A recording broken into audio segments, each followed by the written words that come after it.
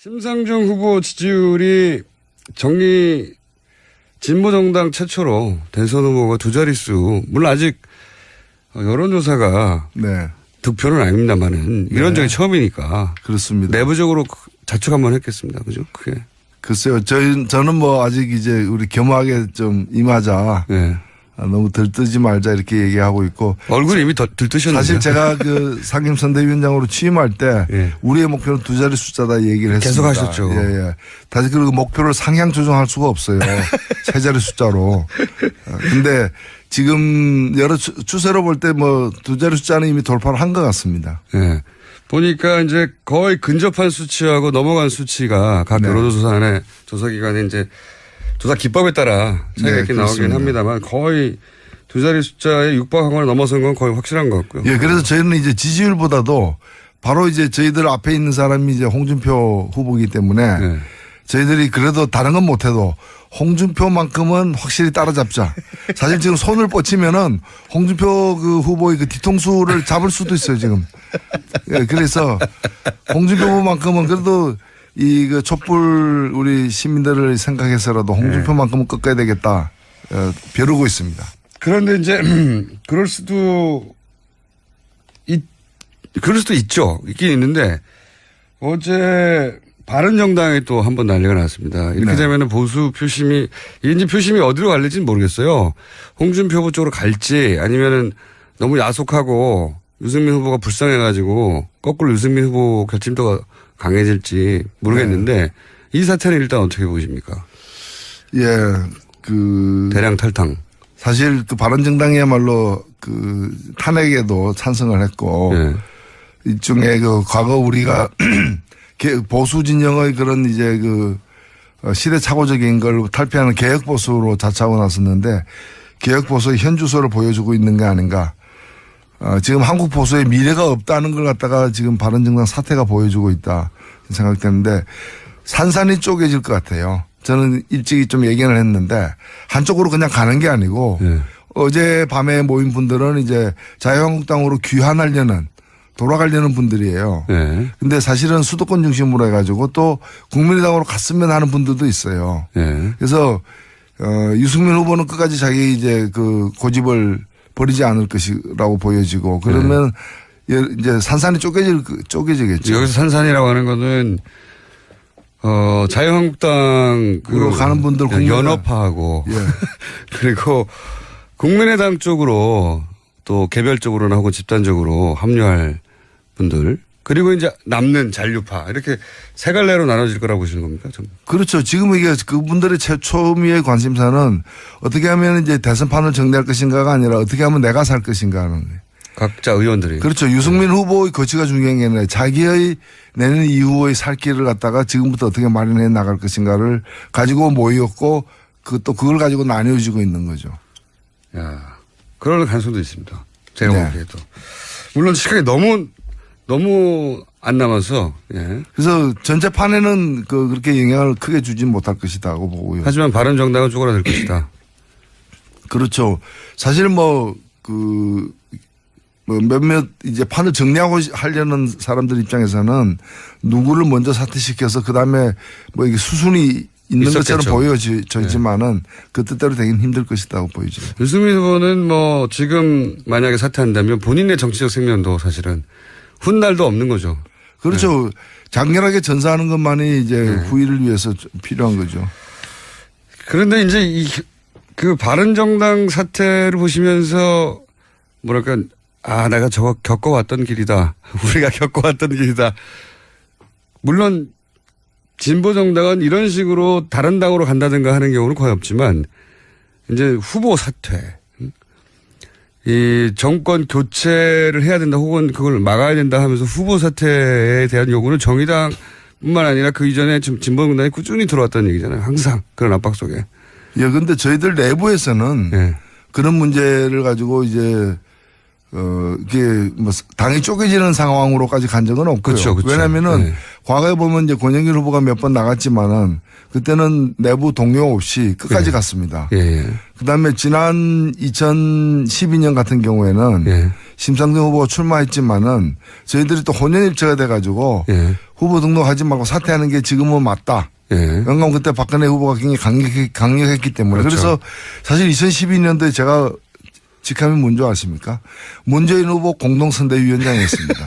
맞습니다. 예. 그때는 그것이 맞다라고 저희들 판단했던 것이고 이번에는 그렇게 안 해도 되겠다고 판단을 했던 것이고 그래서 제가 또 심상정 후보 상임선대위원장을 맡고 있는 거죠. 제 예전에 그러니까 지금 말씀드린 이유는 뭐냐면 예전에 심상정 후보가 경기도지사인가요? 그때 네.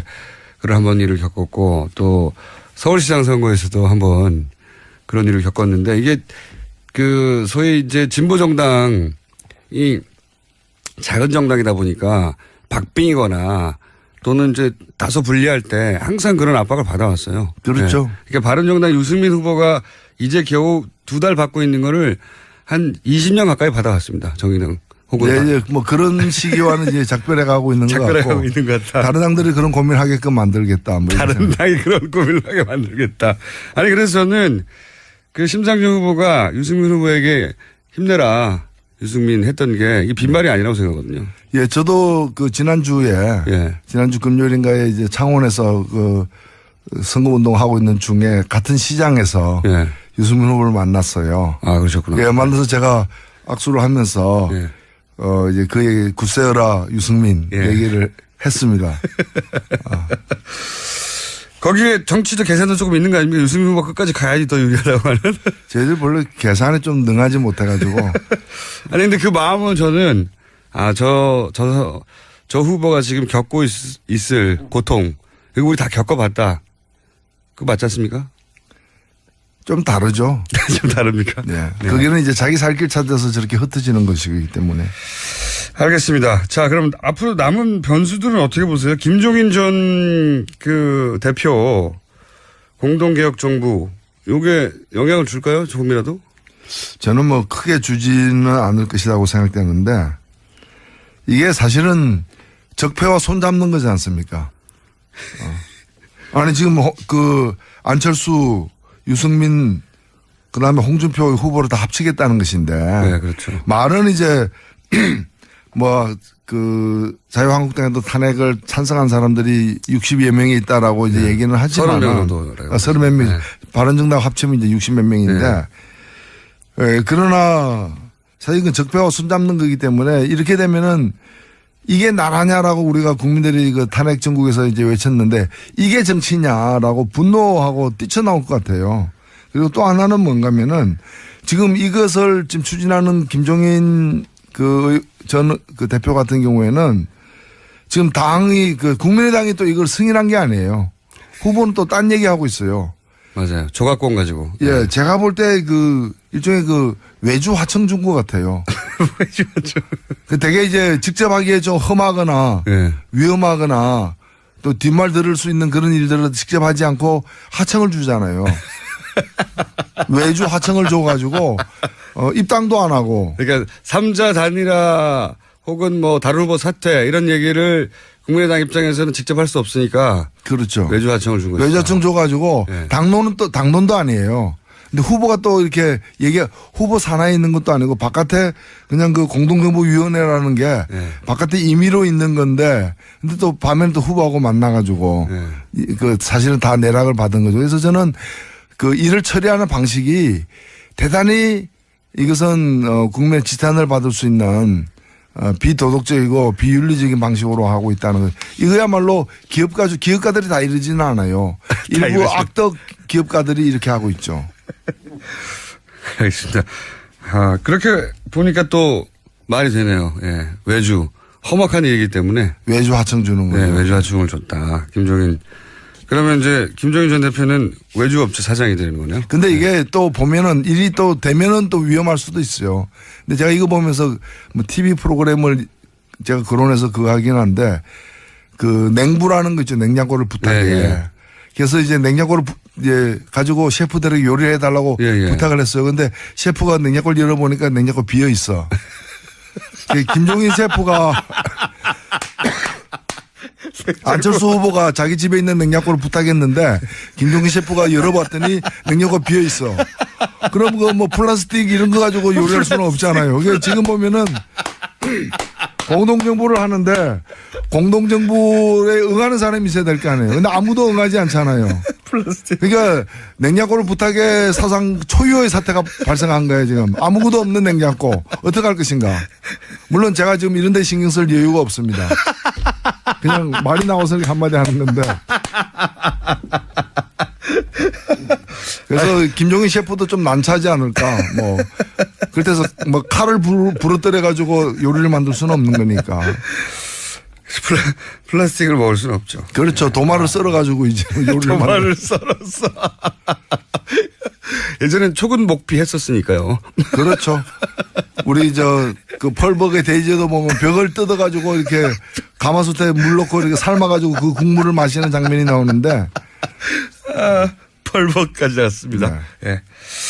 자, 펄벅의 돼지까지 갔다가 다시 돌아와서 외주업체와 냉부.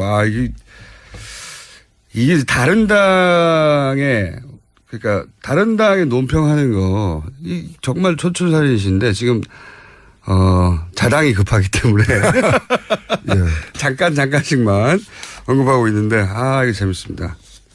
냉장고 열었더니 아무것도 없었다. 자, 홍준표 후보의 지지율 상승도 사실입니다. 이것도 각종 여론조사에 수치는 차이가 있지만 상승 추세는 확실하단 말이죠. 이 현상은 어떻게 보십니까? 예, 뭐 가장 큰 거는 안철수 효과죠, 사실은. 그러니까 지난번에도 이제 제가 이제 비유하기를 이 보수 표심이 네.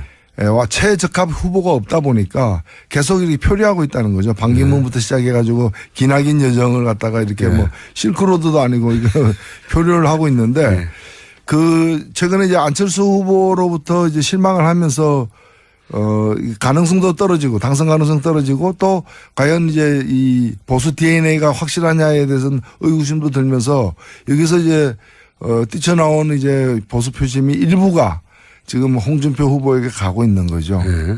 그런데 홍준표 후보가 또 그걸 유인하기 위해 가지고 굉장한 미끼를 많이 던졌죠, 사실은. 그렇죠. 저는 토론회를 유세로 활용한 후보는 처음이었다고 봐요. 저는 유세로 봤거든요. 그거는. 제가 일찍이 얘기했지만 그분이 그 선수입니다. 그러니까요. 예. 우리가 뭐 선수라는 게 다 올림픽 나가는 선수도 있지만은 또 무슨 나이트클럽 같은 데 가는 선수도 있잖아요. 그게 나쁜 선수죠. 나쁜 선수. 요리사로 치면은 소금이라거나 설탕을 많이 써가지고 당장 맛을 현혹시키지만 건강에는 아주 안 좋은 음식 만드는 설탕, 요리사죠. 소금 말고 조미료, 화학조미료. 저 화학조미료 더 많이 쓰는 거죠. 그런 비유를 하시고 싶었던 것 같고. 근데 여하간 토론의 평가가 보통들 이제 토론 중심으로 바라보는데 전문가 평가하면 항상 홍준표 후보는 거의 꼴찌였어요. 전문가들이 토론회 끝나고 나서 후보 평가를 하면. 근데 저는 이 토론을 유세 연장처럼 활용하는구나. 상대방을 논리적으로 제압하는 데는 그렇게 관심이 없어요. 이분이. 보니까. 그리고 전문가들을 평가가 잘못된 건 아니죠. 예. 전문가들이 평가하면 마약이나 담배 다 나쁜 거잖아요. 마약이나 담배. 예. 전문가들이 평가하면 나쁜 건데 또 비전문가들은 또 많이 애용하잖아요. 비전문가들. 그래서 하여튼 유세처럼 써먹어서 토론장을 상대를 논리적으로 제압하거나 자신을 정책을 논리적으로 입증하는 데는 관심이 없고, 그죠? 갈라쳐가지고 본인의 표를 모으는 데는 아주 주요한 전략으로 나왔는데, 그래서 이제 지지율이 어쨌든 상승하고 있습니다, 이게.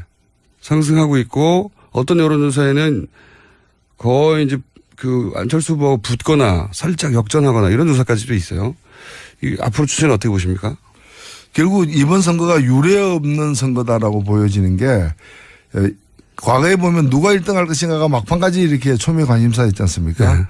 근데 이번은 제가 볼 땐 거의 2007년 선거 같아요. 그러니까 2007년 선거가 보면은 역대 대선 중에서 1위와 2위의 격차가 가장 컸죠. 지난 30년 동안 6번 선거 중에 5번 선거는 100만 표 이내 유사하게 나타났는데 2007년 선거가 530만 표 차이가 났거든요. 그때 이제 이명박 정동영 그 후보 이해창 붙었는데 1위가 이제 이명박이었으니까 그때처럼 1위하고 2위 차이가 그보다 더 벌어질 가능성이 이번에 있습니다. 그렇게 보십니까? 20% 네. 이상 벌어질 가능성이 있고요. 그다음에 결국에서 이번 선거는 누가 1위 할 것이냐가 아니라 누가 2위 할 것이냐. 2위 쟁탈전은 지금 보면 홍 후보냐 안 후보냐 심 후보냐. 아, 여기서 살짝 싹 올라오시는군요. 아, 예를 들면 지금 추세를 보면은 예. 지난 3주간에 1강 2중이 아니라 1강 3중이다. 그렇죠. 예. 이미 왜냐하면 지난 3주간의 그 심상정 후보의 그 지지율 상승 속도를 보면은 예. 이제 오늘 내일부터 이제 여론조사가 공표가 안 되는데 예. 그 기간 중에 이 3중으로 예. 3중으로 진입할 거는 확실해 보이고요. 치고 올라갈 것이다. 예. 예. 그래서 그 점에서 보면은 이제 홍 후보가 2위를 할 거냐, 안 후보가 2위를 고수할 거냐, 아니면 완전히 이제 심 후보가 홍을 따라잡고 안까지 이렇게 3위까지 꺾어버리는 상황이 나올 것이냐. 1강 3중, 아니, 처음 나왔네요. 1강 3중. 어제 저희가 모자 토론할 때 새로 나온 게 신양강이었거든요. 근데 촛불 민심 입장에서 보면은 이게 바람직한 상황이죠. 1강 일단 3중. 홍이 예. 독보적인 2등이 된다는 것 자체는 위험한 일이거든요. 예. 홍 후보가 2등이 되면 박근혜 석방하라. 안 하면 어떤 것도 도와주지 않겠다. 뭐 이렇게 나올 수 있는 것이고요. 또 안 후보가 2등이 되는 것도 골치 아픕니다. 이게. 그렇게 되면 제가 볼 때는 민주당도 흔들릴 거예요. 민주당하고 국민의당하고 뿌리가 같은 부분이 많기 때문에 예. 그 집권 여당 안에서 대혼란이 발생할 수 있다. 사사건건 개입하고 반대하고 이러면서 니나 내나 이러면서 섞어 들어가게 되기 때문에 굉장한 혼란이 발생할 것이다. 가장 바람직한 상황은 이제 심상정 후보가 2등이 되었을 때 가장 안정적인 협력 관계도 만들어질 것이다. 그걸 설득해 보세요, 지금. 지금 그 유권자한테 그걸 설득할 타이밍 아닙니까? 왜 2등을 해야 하는가? 아니 지금 우리가 그 1,700만 명 이상이 지난 네. 수개월 동안 촛불 들고 모였을 때 외쳤던 여러 가지 어떤 희망 사항들을 네. 가장 충족시킬 수 있는 정책적 근접성은 문재인 후보하고 심상정 후보에게 있는 거 아니냐. 네. 어. 그러므로 심상정 그럼 후보 심상정 후보의 공약과 정책이 심상정 후보가 1등을 한다면 그대로 나갈 수도 있겠지만은 그렇지 않다면은 그나마 심상정 후보의 정책과 공약이 다소라도 반영되는 상황이 가장 바람직한 상황이 아니냐라는 거죠. 제가 걱정이 되는 것은 이제 정의당 입장에서 바라볼 때 걱정이 되는 것은 이제 소위 깜깜이라고 하잖아요. 일주일 네. 동안 여론조사 발표되지 않고 그러면 이제 각 그 후보들의 지지자들이 네. 불안해지기 시작하고 그리고 또 이 불안을 어떻게 자극하는지 가장 잘하는 게 보수정당이었고 이때까지 역사적으로 네. 선거에서 보수정당은 보수정당으로 그렇게 노력할 것이고 그 민주당에서도 당연히 더 지지를 끌어올리기 위해서 이제 불안감을 자극할 것이고 뭐 이렇게 근데 그쪽이 더 스피커가 크지 않습니까? 저도 지금 말씀하신 거 100% 인정하고요. 네. 제일 걱정되는 게 그 부분입니다. 일주일 예. 그리고 또 뭐 부자 몸조심한다고. 네. 그리고 오히려 더 이렇게 한 표로 저는 심정은 이해가 돼요. 한 표로 더 확실히 굳히자는 건데 정말 좀 제가 볼 때 큰 후보라면은 네. 5월 9일까지만 볼 게 아니라 5월 9일에 당선만 되면 됩니까? 그래서 당선만 되면은 2등이 홍준표라도 됩니까? 전 그렇지 않다 보거든요. 큰 그림을 갖다 같이 봐야 된다고 봅니다. 그렇기 때문에 2등을 갖다가 누가 되는 게 더 바람직하냐도 감안하면서 뭐 2등을 누가 억지로 만들어 달라는 것이 아니라 누가 2등 되는 걸 굳이 막을 필요 없다는 거죠.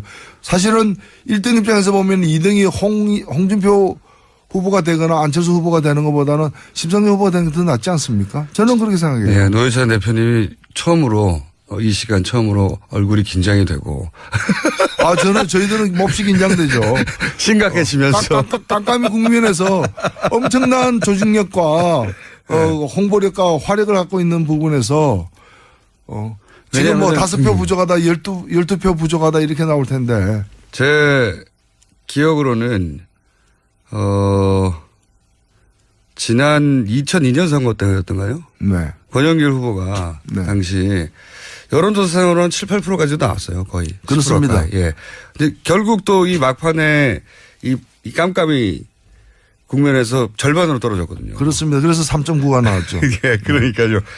근데 이제 지금 바로 말씀드린 이 깜깜이 기간 동안 어쨌든 스피커가 큰 후보들이 그리고 조직이 일단 더 훨씬 크니까 그때 이제 조직적으로 뭐 1, 2번 후보들도 다 스스로 불안하니까요. 기본적으로. 불안한 거는 다 똑같으니까. 이때 이 불안감을 더 강하게 자극할 수 있는 화력들을 가지고 있으니까. 그렇습니다. 그 걱정이 되시겠죠. 걱정입니다. 그러나 시대적 가치는 네. 요즘에 공유 경제 이런 얘기 하지 않습니까? 네. 선거도 공유로 가야 됩니다. 공유로. 예. 혼자 다 먹으면 체합니다. 감을 딸 때도 네. 몇 개 남겨두고 따지 않습니까? 근데 희한하게 말이죠. 이게 정의당 입장에서 좋은 건지 나쁜 건지 일단 선거 국면에서는 가릴 그 계제가 아니긴 하지만 지금 이제 보수정당, 보수 매체에서 그러니까 일본 후보 표를 일단 좀 떨궈내야 되니까 제가 기억하기로는 이 조중동과 종편에서 정의당을 이렇게 칭찬하는 건 처음 봤어요. 그게 반갑지는 않았을 텐데. 네. 예, 반갑지는 않았을 텐데 처음 봤습니다. 그런 이번 선거가 진짜 이례적이고 유례가 없는 현상이 많이 벌어지긴 하는데. 그래 이제 지금 우리 한국의 그 보수층들이 예. 그 주로 또 보수층을 주도하고 있는 세력들이 멘붕인 거죠. 그런 것도. 예, 제정신이 아닌 거죠. 제정신이 예. 칭찬하지 마세요. 칭찬하지 마세요. 왜냐면은 저도 사실 기가 막혔거든요. 종편에서 예를 들어서 문재인 후보를 종북이라고 하려면 정의당은 종종북이라고 불러야 되는데 최근에 갑자기 어찌 이렇게 칭찬해야 되는지 야, 저 사람들은 근본도 없구나. 지저도 없구나 싶더라고요. 자기한테 유리한 국면을 만들려고 하는 선거 국면에서. 예, 그렇습니다. 그게 반갑지는 않으실 텐데. 아니 그래서 언론이라는 것이 제가 모든 언론이 다 그렇다는 건 아닌데 일부 언론들 같은 경우에는 자신들의 정치적 목적에 의해서 움직이고 있기 때문에 그렇죠. 저는 5년 전 선거만 하더라도요. 그 당시에 이제 일부 종편들이 보면은 그 언론들이 박근혜 후보를 굉장히 옹호했어요. 박근혜 후보의 공약이 제일 좋다. 근데 박근혜 후보가 당선된 그날 있죠. 취임식하는 그날 사설이 이런 거 보면은 박근혜 후보 당선 축하하지만은 그렇다고 해서 공약을 다 실현하면 안 된다. 그 여러 방송과 언론에서 맞습니다. 나왔어요. 다 지키면 안 된다고. 다 지키면 안 된다. 왜냐하면 이제 중도 확장하려고 사실은 굉장히 진보적인 정책이 많았어요 그때. 네, 그러니까 그 정책에 대해서 자기들하고 의견이 다르더라도 얘기를 안 하는 거야. 네. 자기들이 지지하는 후보니까. 근데 딱 당선되니까 그 다음부터는 그게 걱정되니까. 네. 당신이 공약 있다고 다 지킬 필요 없다. 이미 당선됐으니까. 이렇게 나오는 사람들이 그런 분들이에요.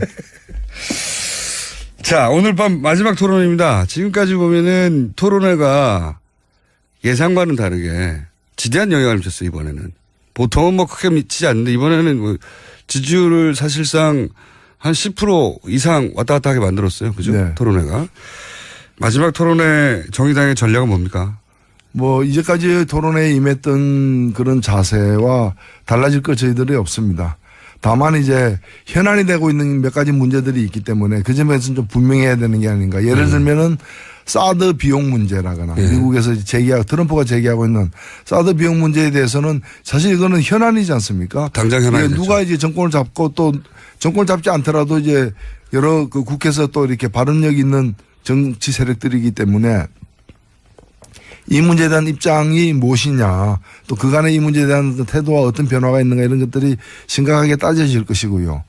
그리고 무엇보다 현안이 되어 있는 이 개헌 문제라거나 공동정부 문제라거나 그다음에 몇 가지 이제까지 토론에서 이렇게 격돌했던 쟁점들에 관해서 좀 정리하는 수준으로 좀 임하게 되지 않겠는가 이렇게 따라잡자. 사실 지금 손을 뻗치면은 홍준표 그 후보의 그 뒤통수를 잡을 수도 있어요 지금. 그래서 홍준표 후보만큼은 그래도 이 그 촛불 우리 시민들을 생각해서라도 홍준표만큼은 꺾어야 되겠다. 벼르고 있습니다. 그런데 이제 그럴 수도 있죠. 있긴 있는데 어제 바른정당에 또 한 번 난리가 났습니다. 이렇게 되면은 보수 표심이 이제 표심이 어디로 갈릴지는 모르겠어요. 홍준표 후보 쪽으로 갈지 아니면은 너무 야속하고 유승민 후보가 불쌍해가지고 거꾸로 유승민 후보 결집도가 강해질지 모르겠는데 이 사태는 일단 어떻게 보십니까? 예, 대량 탈당.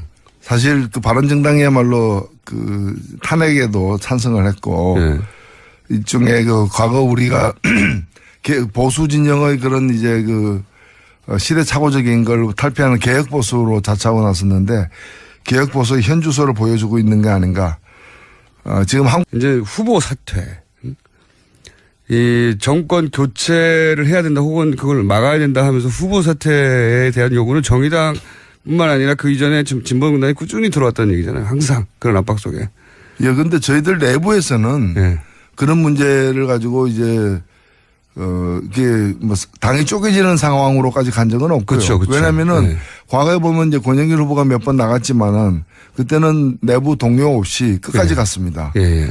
그다음에 지난 2012년 같은 경우에는 예. 심상정 후보가 출마했지만은 저희들이 또 혼연일체가 돼가지고 예. 후보 등록하지 말고 사퇴하는 게 지금은 맞다. 예. 왜냐하면 그때 박근혜 후보가 굉장히 강력했기 때문에. 그렇죠. 그래서 사실 2012년도에 제가 직함이 뭔지 아십니까? 문재인 후보 공동선대위원장이었습니다. 맞습니다. 예. 그때는 그것이 맞다라고 저희들 판단했던 것이고 이번에는 그렇게 안 해도 되겠다고 판단을 했던 것이고 그래서 제가 또 심상정 후보 상임선대위원장을 맡고 있는 거죠. 제 예전에 그러니까 지금 말씀드린 지금부터 어떻게 마련해 나갈 것인가를 가지고 모였고 또 그걸 가지고 나뉘어지고 있는 거죠. 야, 그럴 가능성도 있습니다. 제가 네. 보기에도. 물론 시간이 너무 안 남아서, 예. 그래서 전체판에는 그렇게 영향을 크게 주진 못할 것이다고 보고요. 하지만 바른정당은 쪼그라들 것이다. 그렇죠. 사실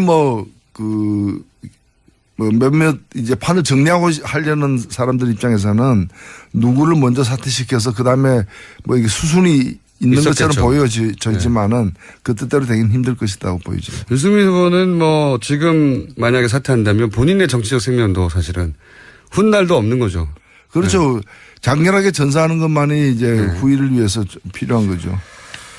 그런데 이제 그 바른정당 사태를 보시면서 뭐랄까, 아, 내가 저거 겪어왔던 길이다. 우리가 겪어왔던 길이다. 물론 진보정당은 이런 식으로 다른 당으로 간다든가 하는 경우는 거의 없지만 보수의 미래가 없다는 걸 갖다가 지금 바른정당 사태가 보여주고 있다 생각되는데 산산이 쪼개질 것 같아요. 저는 일찍이 좀 예견을 했는데 한쪽으로 그냥 가는 게 아니고 네. 어젯밤에 모인 분들은 이제 자유한국당으로 돌아가려는 분들이에요. 네. 근데 사실은 수도권 중심으로 해가지고 또 국민의당으로 갔으면 하는 분들도 있어요. 네. 그래서 유승민 후보는 끝까지 자기 이제 그 고집을 버리지 않을 것이라고 보여지고 그러면 이제 산산이 쪼개지겠죠. 여기서 산산이라고 하는 거는 자유한국당 가는 분들 연합하고 예. 그리고 국민의당 쪽으로 또 개별적으로나 하고 집단적으로 합류할 분들 그리고 이제 남는 잔류파 이렇게 세 갈래로 나눠질 거라고 보시는 겁니까? 그렇죠. 지금 이게 그분들의 초미의 관심사는 어떻게 하면 이제 대선판을 정리할 것인가가 아니라 어떻게 하면 내가 살 것인가 하는 거예요. 각자 의원들이. 그렇죠. 유승민 후보의 거취가 중요한 게 아니라 자기의 내년 이후의 살 길을 갖다가 심상정 후보 지지율이 진보정당 최초로 대선 후보가 두 자릿수 물론 아직 여론조사가 네. 득표는 아닙니다만은 이런 적이 처음이니까 그렇습니다. 내부적으로 자축 한번 했겠습니다. 그죠? 그게. 글쎄요. 저는 뭐 아직 이제 우리 겸하게 좀 임하자. 네. 너무 들뜨지 말자 이렇게 얘기하고 있고. 얼굴이 이미 들뜨셨는데. 사실 제가 그 상임선대위원장으로 취임할 때 예. 우리의 목표는 두 자리 숫자다 얘기를 했습니다. 계속 하셨죠. 예. 다시 그리고 목표를 상향 조정할 수가 없어요. 세 자리 숫자로. 근데 지금 여러 추세로 볼 때 뭐 두 자리 숫자는 이미 돌파를 한 것 같습니다. 예. 보니까 이제 거의 근접한 수치하고 넘어간 수치가 각 네. 여론조사안에 조사기관에 이제 조사 기법에 따라 차이가 있긴 나오긴 합니다만 거의 두 자리 숫자에 육박하거나 넘어선 건 거의 확실한 것 같고요. 예, 그래서 저희는 이제 지지율보다도 바로 이제 저희들 앞에 있는 사람이 이제 홍준표 후보이기 때문에 네. 저희들이 그래도 다른 건 못해도 홍준표만큼은 확실히